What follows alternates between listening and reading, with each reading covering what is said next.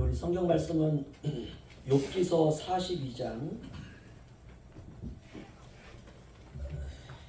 욥기서 42장 10절에서 17절 말씀까지 보겠습니다.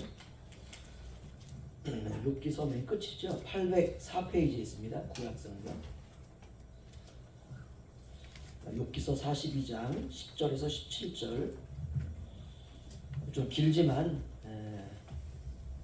저 한 절씩 교독하도록 하겠습니다. 욥이 그의 친구들을 위하여 기도할 때 여호와께서 욥의 곤경을 돌이키시고 여호와께서 욥에게 이전 모든 소유보다 갑절이나 주신지라. 이에 그의 모든 유대와 자녀와 아테네에 알던 이들이 다 와서 그의 집에서 그와 함께 음식을 먹고 여호와께서 그에게 내리신 모든 재앙에 관하여 그를 위하여 슬퍼하며 위로하고 각각 계시다 하시고 근본을 위하여 시를 주었다. 여호와께서 욥의 말년에 욥에게 처음보다 더 복을 주시니 그가 양만 4천과 낙타 6천과 소 1,000결이와 암나귀 1,000을 두었고 또 아들 7과 딸 3을 두었으며 그가 첫째 딸은 여미마라 이름하였고 둘째 딸은 긋시아라 이름하였고 셋째 딸은 게렌 합북이라 이름하였으니 모든 땅에서 욥의 딸들처럼 많이 따온 자가 없었더라. 그들의 아버지가 그에게 그들의 오라비들처럼 기업을 주었더라. 그 후에 욥이 140년을 살며 아들과 손자 4대를 보았고 욥이 나이가 차서 죽었더라. 아멘. 우리 서로 이렇게 인사하겠습니다. 은혜 많이 받읍시다. 은혜 많이 받읍시다. 우리가 주일 오전에는 그 복에 관한 말씀을 보고 있습니다. 제가 이렇게 설교 14번째인데 보니까 그 창세기도 순서대로 하고 있더라고요. 그런 계획은 아니었는데 그렇게 하고 있더라고요.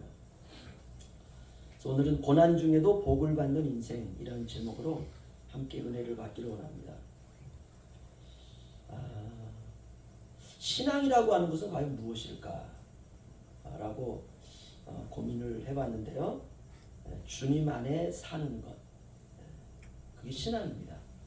주님과 나는 절대로 떨어질 수 없어. 세상의 모든 것과는 내가 떨어질 수 있어도 나는 주님과는 절대로 떨어질 수 없어. 그런 마음이 있다면 믿음이 있다고 믿으셔도 좋습니다. 나는 주님과는 떨어질 수 있지만 세상의 그 어떤 것과는 나는 떨어질 수 없어.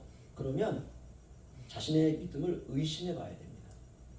그래서 우리가 주님만 믿는 거죠. 그래서 우리가 주님 앞에 항상 오직 only라고 하는 단어를 붙입니다. 오직 예수, 오직 말씀, 오직 은혜, 오직 믿음.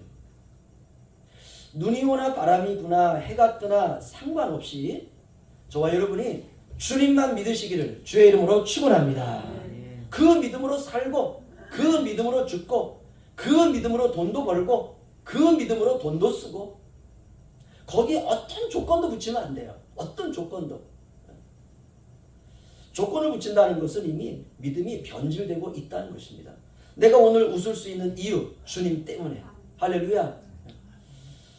그러면 왜 우리가 오직 주님으로 인해 기뻐하고 오직 주님으로 인해 살아가야 되는가? 그분이 나를 위해 죽고 그분이 나를 위해 살아나셨기 때문에 그렇습니다. 제가 이번 주에 그 아이 2명 때문에 그 인생에 큰 도전을 받았습니다. 이름을 이렇게 딱 호명하는 거는 때로는 이게 좀 기쁠 수도 있고 시험에 들 수도 있지만 이 아이들은 시험에 안 들 것 같아요. 그래서 제가 이 아이 2명의 이야기를 좀 하고 오늘 말씀을 전하겠습니다. 첫 번째 아이는 하겸이고 두 번째 아이는 하민입니다. 하겸이는 중학교 1학년이고 하겸이는 초등학교 3학년입니다. 두 아이는 형제입니다. 이번 시험에서 하겸이가 100점 맞은 과목이 꽤 여러 개가 있습니다. 얼마나 기뻤을까요? 엄마, 저 100점 맞았어요. 얼마나 기뻤을까요? 이건 맞아본 사람만이 알아요.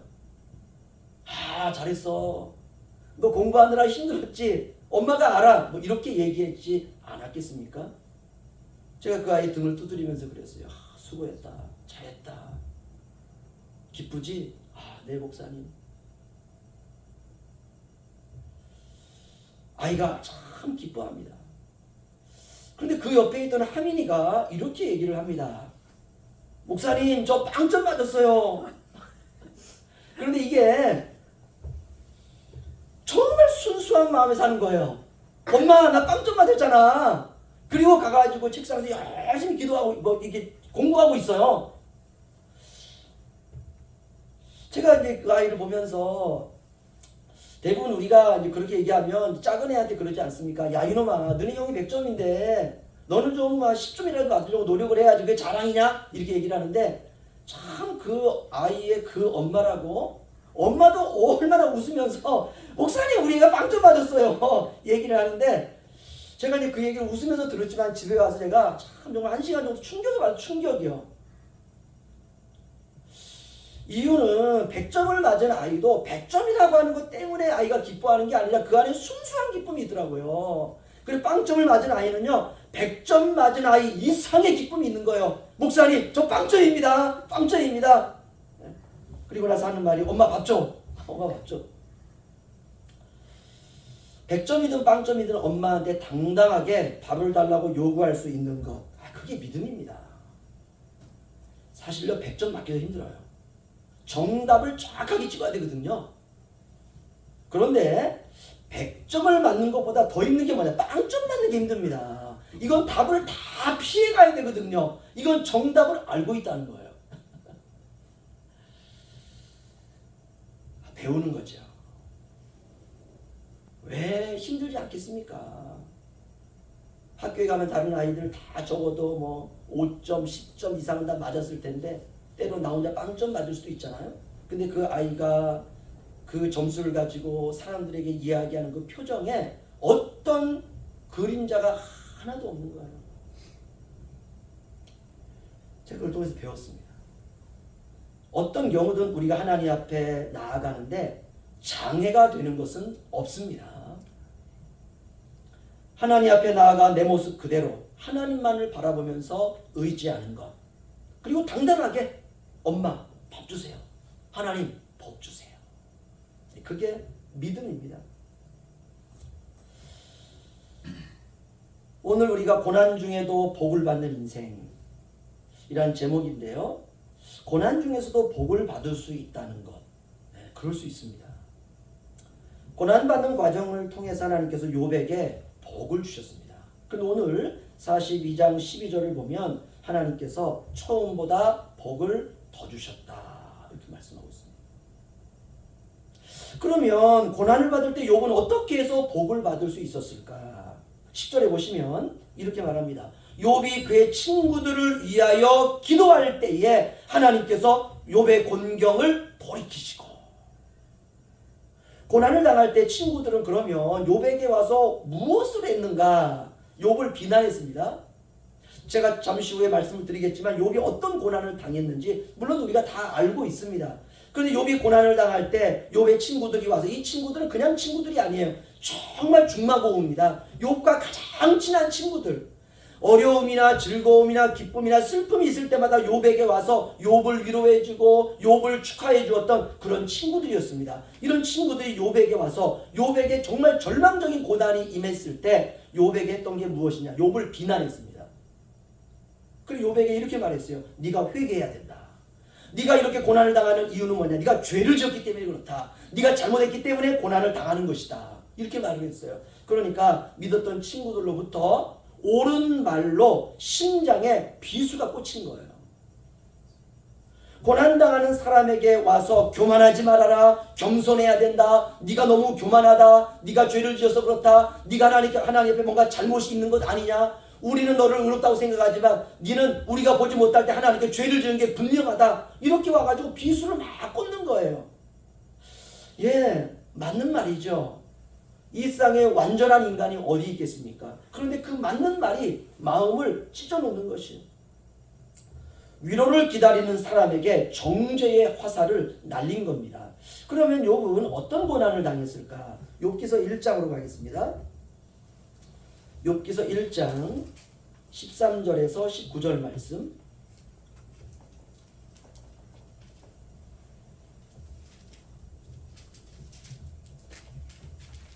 13절에서 19절 말씀 저와 한 절씩 교독하겠습니다. 하루는 욥의 자녀들이 그 맏아들의 집에서 음식을 먹으며 포도주를 마실 때에 사람이 욥에게 와서 이르되 손은 밭을 열고 나는 그 곁에서 술을 먹는데 스밧 사람이 갑자기 이르러 그것들을 빼앗고 칼로 종들을 죽였나이다. 다만 나만 홀로 피하였으므로 주인께 아래로 왔나이다. 그가 아직 말하는 동안에 또 한 사람이 와서 이르되 하나님의 불이 하늘에서 쏟아져서 양과 종들을 살라버렸나이다. 나만 홀로 피하였으므로 주인께 아래로 왔나이다. 그가 아직 말하는 동안에 또 한 사람이 와서 아뢰되 갈대아 사람이 새 무리를 지어 갑자기 낙타에게 달려들어 그것을 빼앗으며 칼로 종들을 죽였나이다. 나만 홀로 피하였으므로 주인께 아래로 왔나이다. 그가 아직 말하는 동안에 또 한 사람이 와서 이르되 주인의 자녀들이 그들의 맏아들의 집에서 음식을 먹으며 포도주를 마시는데 다 함께요. 거친 들에서 큰 바람이 와서 집 내 모퉁이를 치매 그 청년들 위에 무너짐으로 그들이 죽었나이다. 나만 홀로 피하였으므로 주인께 아래로 왔나이다 한지라. 아멘. 다 죽은 거예요. 뭐 양이 죽고 집이 무너지고 뭐 또 종들이 죽고, 이거는 욥과는 사실 욥의 것이지만 이게 직접적이진 않거든요.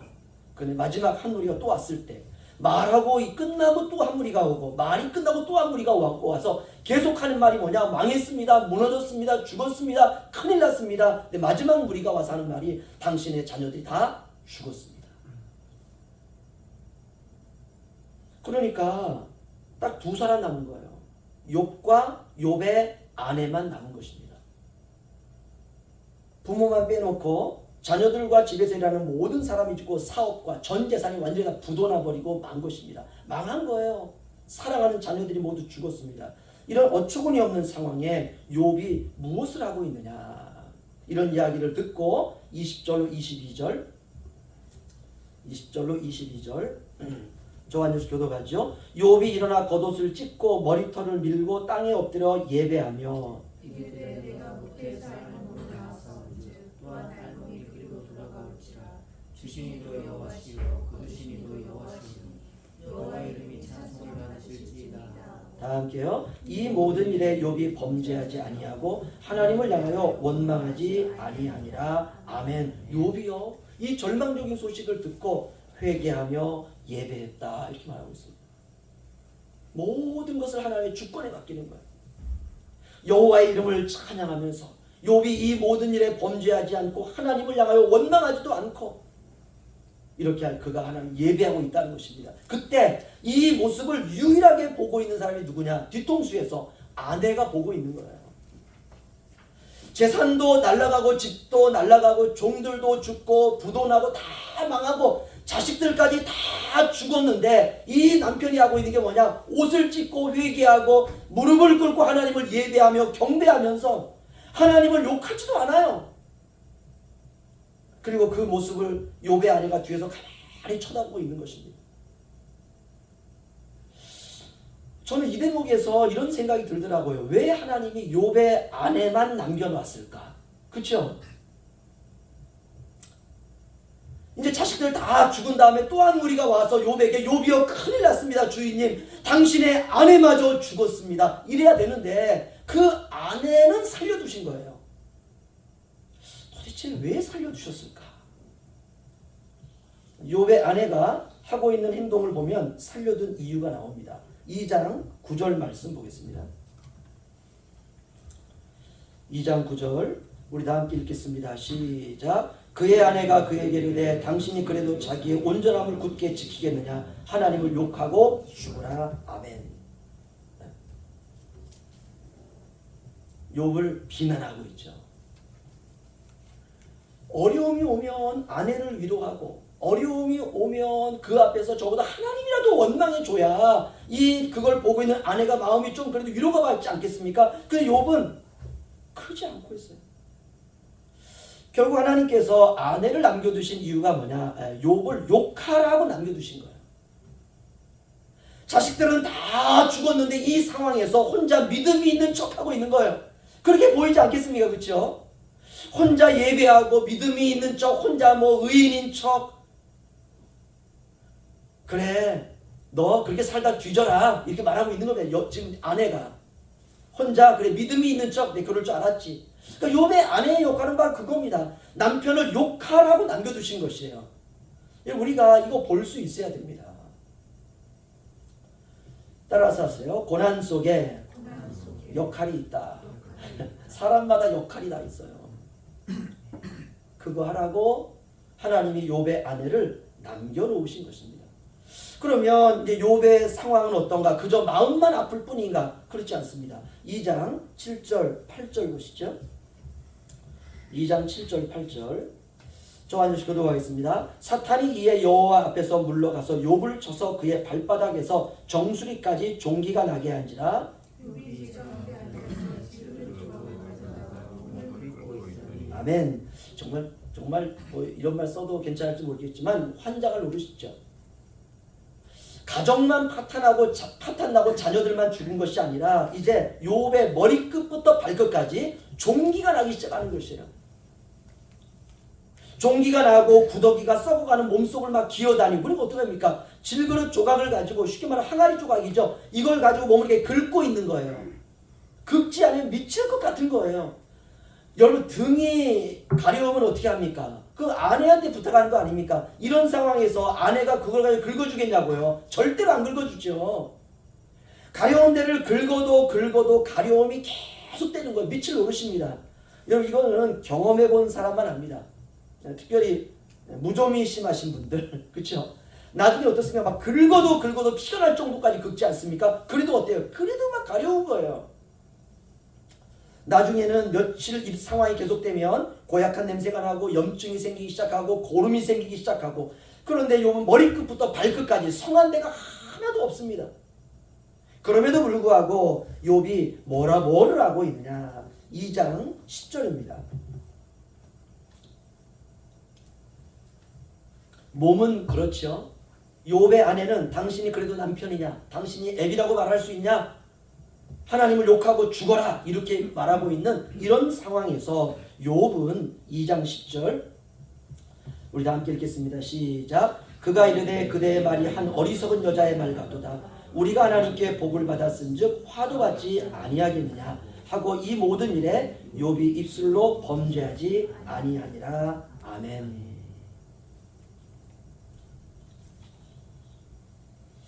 여러분, 고난 가운데 있을 때 가장 조심해야 되는 것 말입니다. 입술을 조심해야 돼요. 혀를 조심해야 돼요. 그러면 복을 받습니다. 왜 원망하고 싶지 않겠어요? 왜 불평하고 싶지 않습니까? 왜 욕하고 싶지 않겠습니까? 왜 화를 내고 싶지 않겠어요? 그러면 도대체 이런 고난이 욥에게 왜 왔는가? 이유가 있을 거 아닙니까? 그렇죠? 1장 6절에서 12절 말씀. 욥에게 고난이 온 이유를 성경이 명확히 밝히고 있습니다. 6절에서 12절 저와 함께 교독하겠습니다. 하루는 하나님의 아들들이 와서 여호와 앞에 섰고 사탄도 그들 가운데 온지라. 여호와께서 사탄에게 이르시되 내가 어디서 왔느냐? 사탄이 여호와께 대답하여 이르되 땅을 두루두라 여기저기 다녀왔나이다. 여호와께서 사탄에게 이르시되 내가 내 종 욥을 주의하여 보았느냐? 그와 같이 온전하고 정직하여 하나님을 경외하며 악에서 떠난 자는 세상에 없느니라. 사탄이 여호와께 대답하여 이르되 욥이 어찌 까닭없이 하나님을 경외하리까? 주께서 그와 그의 집과 그의 모든 소유물을 울타리로 두르신 때문이 아니니까 주께서 그의 손으로 하는 모든 바를 복되게 하사 그의 소유물이 땅에 넘치게 하셨음이니이다. 이제 주의 손을 펴서 그의 모든 소유물을 주소서. 그리하시면 틀림없이 주를 향하여 욕하지 않겠나이까. 다 함께요. 여호와께서 사탄에게 이르시되 내가 그의 소유물을 다 내 손에 맡기노라. 다만 그의 몸에는 내 손을 대지 말지니라. 사탄이 곧 여호와 앞에서 물러가니라. 아멘. 결국 욥의 고난은 하나님의 허락하에 온 고난입니다. 사탄은 땅을 두루 돌아다니며 하나님을 잘 섬기는 사람들을 송사하는 자예요. 여기서 땅이라고 하는 건 사람을 말하는 겁니다. 사탄은 시기와 질투의 화상입니다. 하나님의 자녀가 잘 되는 꼴을 절대로 못 봐요. 엄청난 시련이 욥에게 드디어 찾아왔습니다. 인생을 살아오시면서 이 시간 저와 여러분도 우리의 삶을 되돌아볼 때에 어떻게 나에게, 어떻게 우리 가정에 이런 고난이 왔을까 하는 고난이 있을 것입니다. 하나님의 허락하에 사탄이 가져온 그런 고난이죠. 정말 앞길이 막막하고 어찌할 바를 모르는 그런 고난입니다. 누구에게 도움을 청할 수도 없고 말할 수도 없는 그런 고난. 눈만 감으면 눈물이 주르륵 흐르고 마음이 먹먹하고 답답하고 숨이 막혀 죽을 것 같은 그런 고난. 하나님이 허락하신 고난이라는 것입니다. 그러면 왜 이런 고난이 있어야 되나? 우리는 정답을 알고 있죠. 하나님께서 그의 자녀들을 하나님의 자녀로 성장시키시기 위한 하나님의 손길이고 하나님의 마음입니다. 그렇다면 어떻게 우리가 이런 고난을 이길 수가 있느냐? 정답은 욥이나 우리나 동일한 믿음으로 이길 수 있다는 것입니다. 욥은 어떻게 이겼느냐 하면요. 19장으로 넘어가겠습니다. 욥기서 19장 25절 26절입니다.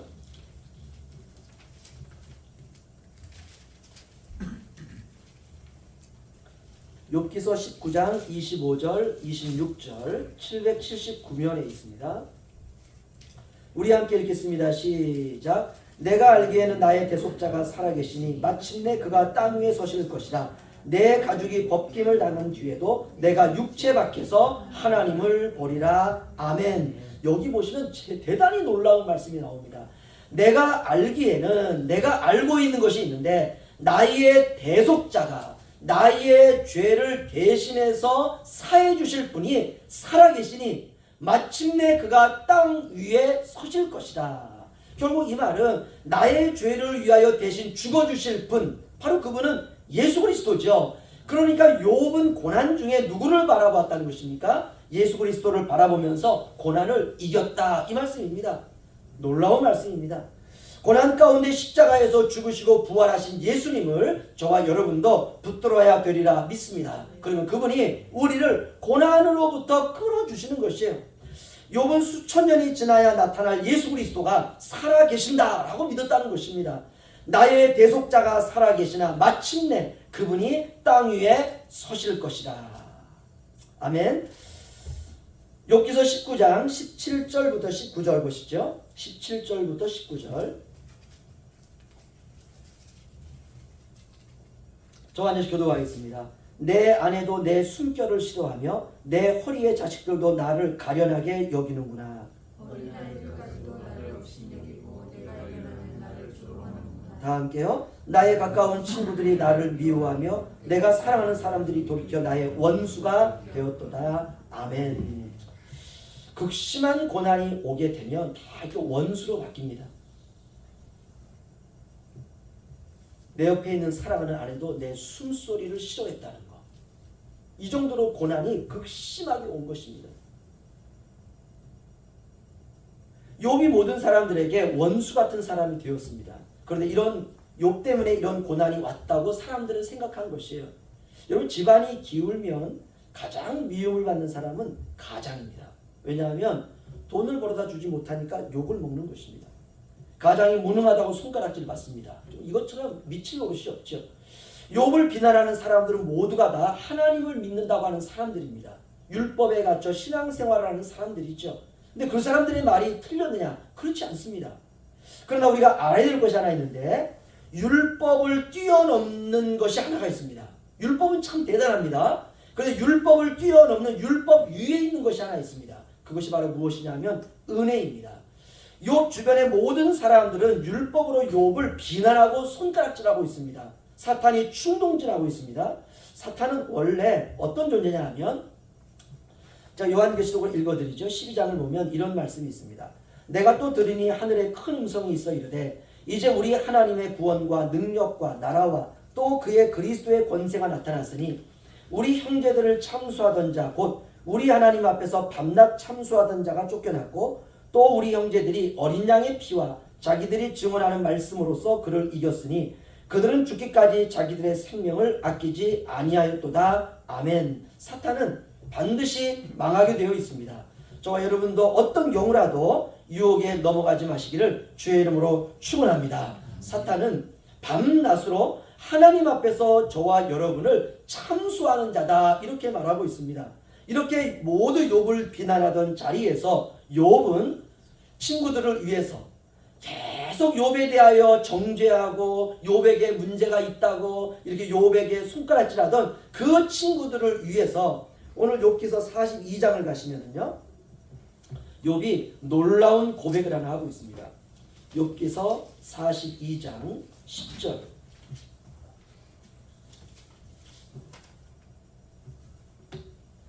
제가 읽어드리죠. 욥기 42장 10절이요. 욥이 그의 친구들을 위하여 기도할 때에 여호와께서 욥의 곤경을 돌이키시고 여호와께서 욥에게 이전 모든 소유보다 갑절이나 주신지라. 아멘. 바로 이것이 복받는 비결입니다. 욥이 그 예수 그리스도를 바라보기 시작할 때 자기를 비난하던 사람들을 위해서 드디어 기도하기 시작했다라고 말하고 있습니다. 신앙은 이거 하나님이 확인하는 거예요. 욥은 하나님이 욥에 대해 이렇게 평가하십니다. 욥기서 1장 1절에 읽어드리죠. 우수 땅에 욥이라 불리는 사람이 있었는데 그 사람은 온전하고 정직하여 하나님을 경외하며 악에서 떠난 자더라. 아멘. 이것이 욥에 대한 하나님의 평가입니다.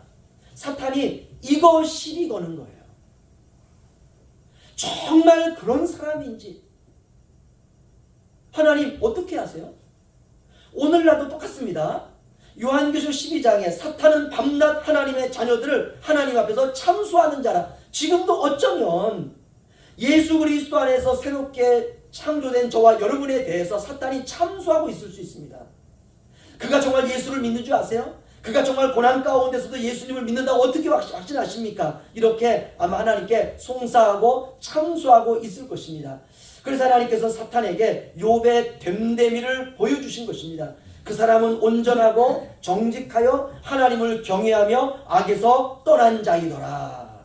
이것이 사탄에게 주시는 하나님의 말씀이었어요. 무엇입니까? 하나님의 당당함을 하나님께서 사탄에게 말하고 이제 욥을 통해서 하나님이 증명해 내시겠다는 것입니다.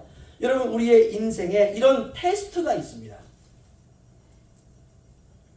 현포양문교회에 아무개라고 하는 집사가 있는데 하나님 정말 그 사람이 믿음이 있다고 생각하십니까? 이런 참소가 있어요. 그때 하나님께서 그는 나의 아들 예수의 피로 말미암아 새롭게 깨끗하고 온전하게 된 자라. 하나님 그거 진짜라고 생각하세요? 하나님이 복을 주셨기 때문에 그런 거 아닙니까? 하나님이 그의 가정에 자녀도 주시고 자녀에게 복을 주셨기 때문에 그런 거 아닙니까? 하나님이 그거 걷어가신다면 당장 하나님을 욕할 것입니다. 이때 하나님의 당당함이 있어요. 그래? 한번 증명해봐 네가. 여러분, 이런 시험이 올 때 테스트에 합격하면 복이 옵니다. 이게 고난 중에라도 오는 복입니다. 그래서 저와 여러분은 고난 중에라도 낙심할 이유가 없습니다. 욥은 몰랐지만 우리 모두는 욥의 처음과 끝을 다 알고 있지 않습니까? 그렇다면 믿음으로 끝까지 저와 여러분도 하나님 앞에서 정직하고 온전하고 하나님을 경외하는 신자로 살아가시기를 주의 이름으로 부탁을 드립니다. 고난 중에 복이 임한다는 건 놀라운 복음입니다. 그런 의미에서 고난은 축복의 전주곡입니다. 사랑하는 성도 여러분, 저와 여러분이 하나님의 자부심과 하나님의 당당함이 되시기를 주님의 이름으로 축원합니다. 기도하겠습니다.